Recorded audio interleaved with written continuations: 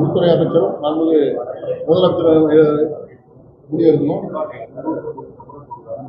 இல்லை, அது எனக்கு என்னை பொறுத்தவரை அந்த ரோட் ஷோவுக்கு அனுமதி மறுப்பது சரியான நிகழ்வு என்று தோன்றுகிறது. ஏன்னா மிகப்பெரிய இழப்பு கரூரில் நடந்திருக்குது.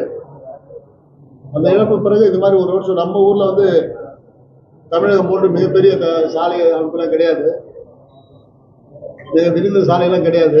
அதனால் வந்து தேசிய நெடுஞ்சாலைலாம் இருக்குது. இங்கே நம்ம ஊரில் மிக குறுகிய செலவு. அதனால் அது அனுமதி கேட்ட தூரம் வந்து மக்கள் நடமாட்டம் நெருக்கம் அதிகமாக உள்ளது. அதனால் அதை தவிர்த்து அவர் ஏதாவது ஒரு இடத்துல மிகப்பெரிய அளவில் கூட்டத்தை நடத்தலாம். ரோட் ஷோவுக்கு அனுமதி பண்ணலாம். அவர் கூட்டம் நடத்துறதை கண்டிப்பாக வரவேற்கணும். அவர் எங்கே வேணாலும் கூட்டம் நடத்தலாம். அது உப்பளங்களோட கூட எடுத்துக்கலாம், வேறு எங்கே வேணாலும். இது நெருக்கமான பகுதி. புதுச்சேரி வந்து அன்னைக்கு உயர்நீதிமன்றம் அது சம்பந்தமாக நிறைய இதெல்லாம் கொடுத்துருக்காங்க. அந்த விதிமுறையோடு நடத்துறதுக்கான வாய்ப்பு இந்த இடத்துல கம்மி.